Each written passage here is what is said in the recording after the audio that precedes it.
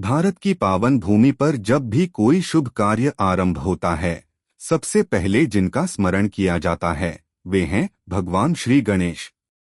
उन्हें विघ्नहर्ता, सिद्धिदाता, बुद्धिदाता और मंगल मूर्ति कहा जाता है। गणेश जी केवल एक देवता ही नहीं, बल्कि वे जीवन के हर मार्ग में हमारे मार्गदर्शक हैं। जब जब जीवन में कठिनाइयां आती हैं, जब जब मन विचलित होता है, तब तब गणपति बप्पा का नाम लेने मात्र से ही मन को शांति मिलती है। भगवान गणेश का स्वरूप और महत्व। भगवान गणेश का स्वरूप अत्यंत अद्भुत और रहस्यमय है। उनका विशाल मस्तक, हाथी का मुख, सूंड, बड़े कान, गोल पेट और छोटा सा वाहन मूषक, सबका अपना अपना आध्यात्मिक अर्थ है। हाथी का मुख बुद्धि और विवेक का प्रतीक। बड़े कान हर बात को ध्यान से सुनने की सीख। सूंड शक्ति और संतुलन का प्रतीक। मूषक वाहन इच्छाओं पर नियंत्रण। बड़ा पेट सुख दुख को समान रूप से स्वीकार करने की भावना। गणेश जी हमें सिखाते हैं कि जीवन में केवल शक्ति ही नहीं, बल्कि समझदारी और संयम भी जरूरी है। गणेश जी का जन्म कथा।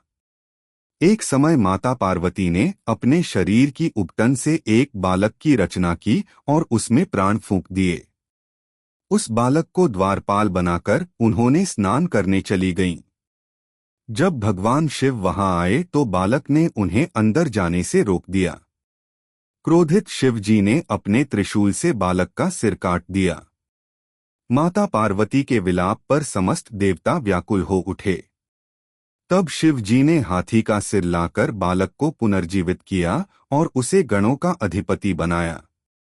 तभी से वे कहलाए गणपति। गणेश जी विघ्नहर्ता और सिद्धिदाता। भगवान गणेश को विघ्नों का नाश करने वाला कहा जाता है। वे जीवन की हर बाधा को दूर करते हैं। जो भी श्रद्धा से गणपति बप्पा का नाम लेता है, उसके जीवन में आने वाली परेशानियां धीरे धीरे समाप्त हो जाती हैं। इसीलिए कहा गया है, वक्रतुंड महाकाय सूर्यकोटि समप्रभ, निर्विघ्नं कुरु मे देव सर्वकार्येषु सर्वदा। गणेश जी और बुद्धि का महत्व।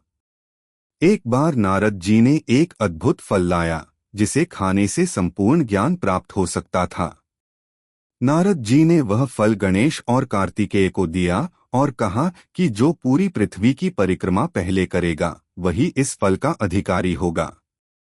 कार्तिकेय अपने वाहन पर बैठकर निकल पड़े, लेकिन गणेश जी ने माता पिता शिव पार्वती की परिक्रमा की और कहा, माँ,